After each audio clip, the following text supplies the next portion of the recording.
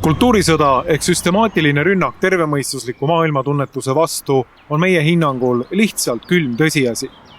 Järgnevalt kuuleme, mida arvavad sellest teised ühiskondlikud ja religioossed mõtlejad. Kui mõtelda sõnale kultuurisõda, siis kõigepealt rõhk läheb põhisõnale, eks ole, sõda. Sõda on üks jube vastik asi. Sõda tähendab seda, et inimestele tehakse ülekohut, inimestele tehakse liiga. Sõda on vägivald. Ja sellepärast igasugune sõda on tegelikult terve mõistuse vastane asi. Nüüd kultuurisõda, see on peenike asi. See on see, et enam ei ole vaja teha relvi, enam ei ole vaja sõjaväge saata lahingusse, otse lahingusse, vaid nüüd saadetakse sõjaväed tegema teisi asju. Me ründame sõnadega, me ründame kujunditega, me ründame terve kultuuriga, me ründame kultuurisõda on võiks öelda, et isegi jubedam kui päris sõda, sellepärast, et sõjas on armeed ja rahulik elanikkond jäetakse nagu rahule kõrvale. Kultuurisõjas on kõik inimesed. Need ka, kes kujutavad ette, et see nendest läheb mööda. Sõda on üldse selline asi, et teatud inimesed tunnevad kohustust minna võitlema. Tähendab, inimesed võitlevad oma põhimõtete eest, inimesed võitlevad oma ideede eest, inimesed võitlevad oma kodu eest, inimesed võitlevad oma laste eest, oma perekonna eest. Kultuurisõjas toimub tegelikult täpselt seesama.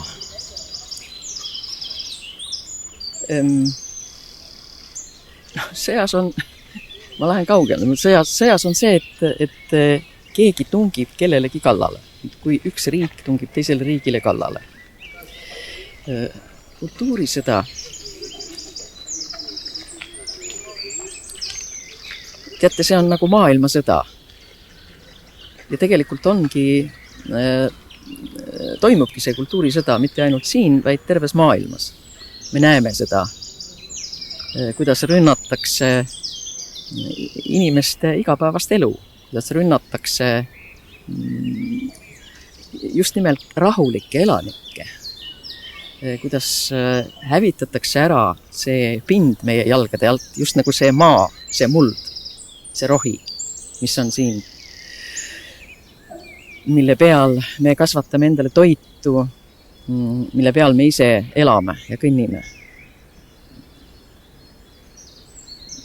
Sõjas on alati kaks poolt ja meie kultuurisõjas on ka kaks poolt. Üks pool on see, kes on ehitanud endale mingisuguse maailmamudeli. Ja sellest mudelist lähtuvalt nad tegutsevad. Nad reformivad seda, nad muudavad seda, nad ilustavad seda. Ütleks niimoodi, et nad teevad iluravi mannekeenile, kes on elutu, nukk. Sest tegelikult see välja mõeldud mudelühiskond ei eksisteeri mitte kuskil. Ja teine pool on need inimesed, kes elavad selles reaalses elus, kes elavad päriselt, kes kaitsevad oma elu tegelikult. Nende ründajate eest, kes siis püüavad neile selgeks teha, et see reaalne elu ei eksisteeri, et eksisteerib ainult see väljamõeldud mudel, ühiskond või veel hullem, kes püüavad selgeks teha, et see reaalne elu või sellest reaalsest elust rääkimine on tohutu viha külvamine, et sellega lõhestatakse ühiskonda, et need inimesed, kes kaitsevad oma elu, kes räägivad oma tegelikust elust, sellest reaalsest maailmast, sellest, mis praegu igal pool toimub, mis praegu meil toimub, mis praegu toimub seal Euroopas, me näeme seda. Nii palju näidatakse neid uudistes, neid videoid. Ja meile öeldakse, et need inimesed lõhestavad ühiskonda. Ärge lõhestage ühiskonda. Me lõhestame tõesti seda nende mudeli. Aga me ei lõhesta ühiskonda, me ei lõhesta maailma. Jah, ma räägin meie, sest mina olen ka sattunud ühele poole selles sõjas. Ma ei ütleks, et ma valisin selle poole niisuguse kaalutluse tagajärje. Ma olen sattunud sellesse sõtta ja ma olen sunnitud. Kui inimest rünnatakse, kui mind praegu rünnatakse siin, keegi tuleb sealt ja ründab mind, siis ma pean ju talle hakkama vastu. Või pean astuma kõrvale. Ma võin astuda kõrvale, kui küsimus on minu isiklikus elus, aga ma ei või astuda kõrvale, kui küsimus on meie laste tulevikus. Nüüd päris sõjas on relvad, inimesi tapetakse füüsiliselt, veri voolab. Meie praeguses kodusõjas tapetakse inimesi vaimselt, moraalselt, emotsionaalselt. Miks tehakse nii räiget, nii läbipaistvat propagandat? Ma olen palju mõelnud selle peale ja paljud inimesed on mõelnud ja nad on esitanud küsimusi, miks ikka ja jälle tuleb keegi ja kirjutab rassismist, kirjutab võrdsest kohtlemisest. Kui, me küsime, kas ta on nii rumal, et ta ei saa aru, mis maailmas toimub. Ma kardan, et nad saavad aru. Ma kardan, et see on taotlus. Ongi vaja ühiskond ära lõhestada. Ongi vaja inimesed ajada tülli oma vahel. Ongi vaja ajada inimesed vihaseks, sest siis me saame öelda, sa oled vihane, sa oled rassist, sa vihkad teistsuguseid inimesi. Ei vihka.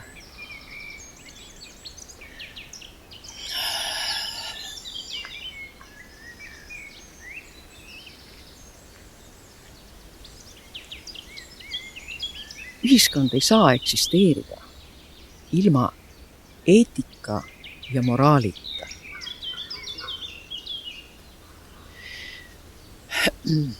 Praegu tahetakse meid suruda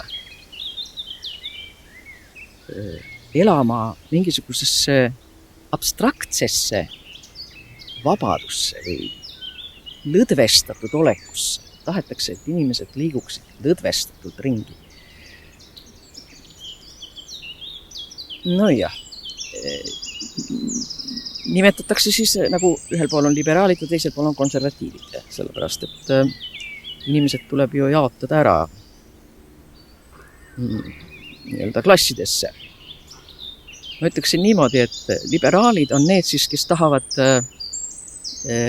räägivad vabadusest, räägivad võrdsest kohtlemisest, räägivad sallivusest ja räägivad sellest, et kõik see moraal ja eetika oleks nagu mingist eelmisest või üle-eelmisest sajandist või sinna nagu suunaks meid.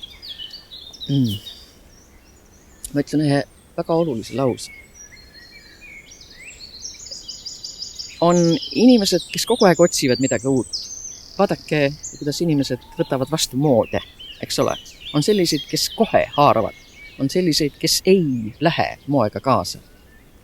nüüd öeldakse, või võiks öelda, see on konservatiiv, eks ole. Nüüd konservatiiv on nagu ühiskonna selgroog.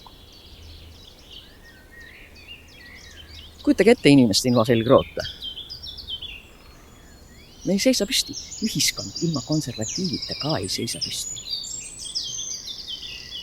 Konservatiiv on see, kes püüab alles hoida kõik selle, mis on enne meid hinnatud väärtuslikuks ja mitte ainult suvaliselt hinnatud, vaid kõik selle, mis on läbi teinud ajaproovi ja mis on tõestanud, et ta on väärtuslik. Kujutage ette, mis saab näiteks jõest, kui me võtame kaldad ära. Eetika ja moraal on just nagu kaldad jõele. Reeglid. Ühiskonna elus peavad olema reeglid. Kui meil ei ole reegleid, siis me ei ole ühiskond. Me oleme kari. Mingisuguseid olevusi. Me oleme kari imetajaid. Ma ei tea, kas see on liberaalide eesmärk. Et me oleksimegi kari imetajaid.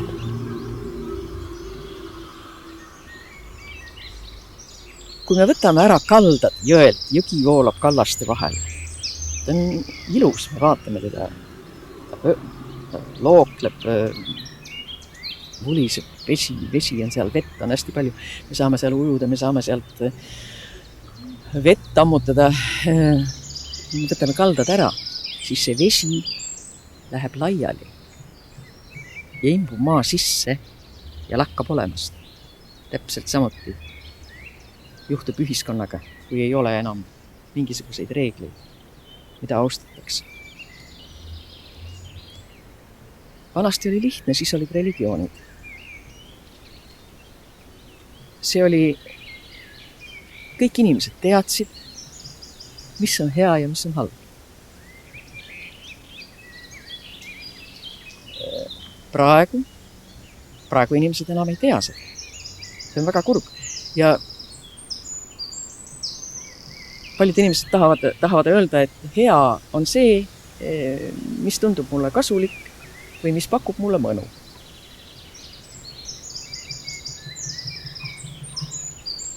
Ma ei tea.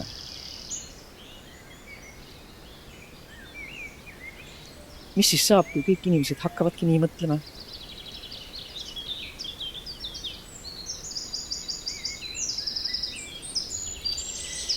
Euroopa oli kunagi niisugune sõna, mis tähendas meie kõikide jaoks midagi niisugust kõrgemat, ilusamat, uhkemat, aristokraatset, paremat, kultuurset. See tähendas kõrget kunsti ja kirjandust ja imelist muusikat ja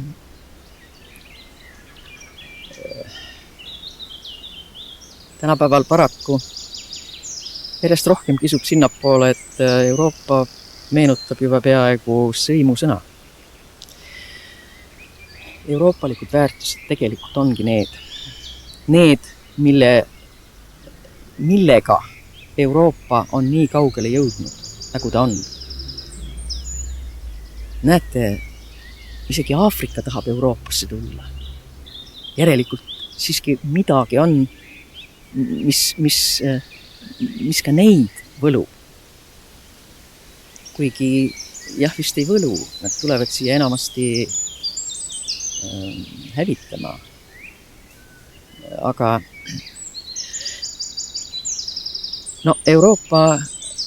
euroopalikud väärtused on ikkagi eelkõige kristlikud väärtused. See on nüüd selline üldnimetus, et peaks nagu lahti seletama.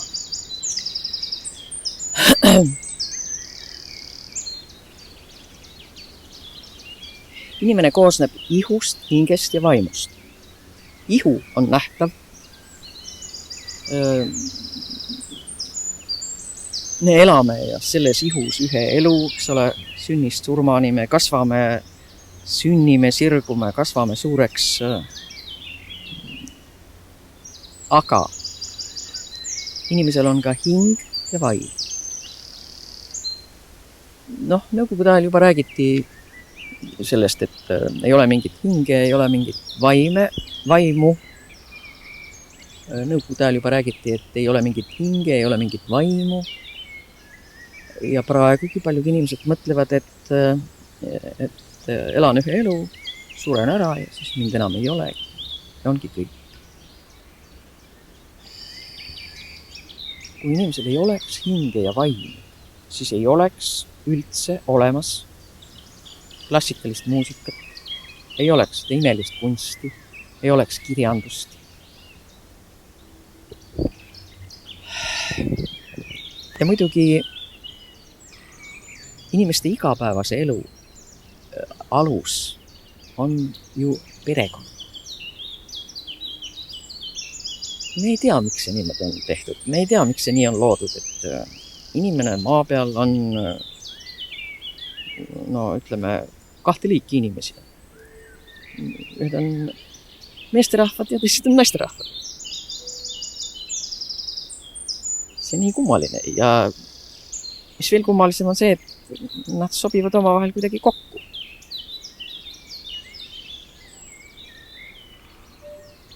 Ja moodustavad perekonna. Perekonnast sünnivad lapsed. Lapsed kasvavad omakorda suureks. Leiavad ka endale kaaslase. Moodustavad omakorda perekonna. Jälle saavad lapsed ja nii läheb järjest edasi.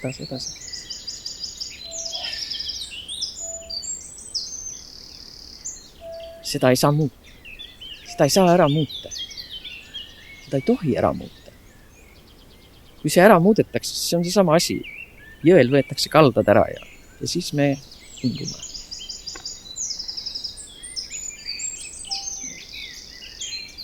Ma olen alati mõelnud, ma olen idealist, ma olen kõrgete nõudmistega. Ma tahaksin, et poliitik oleks niisugune eliit. Klass, nii ütelda. Ma tahaksin, et poliitikud oleksid eriliselt eetilised. Ma tahaksin, et poliitikud oleksid filosoof. Ja ma usun, et kõik inimesed tahaksid, et neil oleks valitsejad, keda nad võiksid austada, keda nad võiksid usaldada, keda nad võiksid uskuda. Sest inimesel on vaja millessegi uskuda. Inimesel on vaja, kui meil on perekond, meil on lapsed, siis me tahame, et nendel lastel oleks võimalikult hea elu.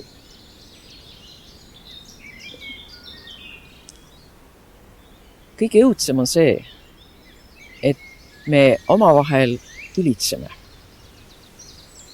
Ma saan aru, kui on selline sõda, et tahetakse teise riigi territooriumi ja mingi teine rahvus või riik tungib sisse, aga üks rahvus omavahel ei tohi tülitseda.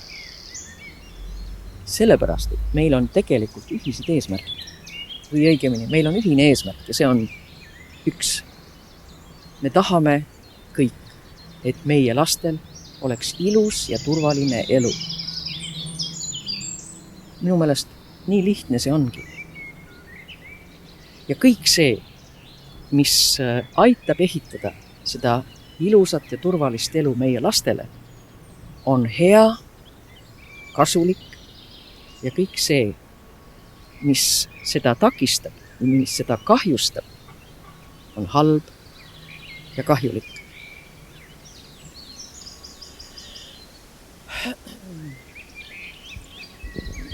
Mikk Mikiver ütles kunagi erialatunnis, et armastus ei tähenda mitte teineteisele hardalt otsa vaatamist, vaid koos ühes suunas vaatamist.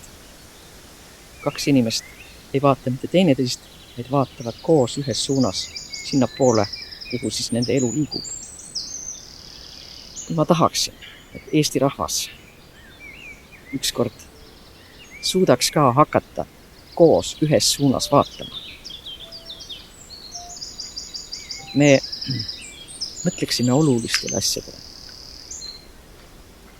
Sest iga inimene on ju ime. See, et ma olen olemas, see on kohutavalt suur ime.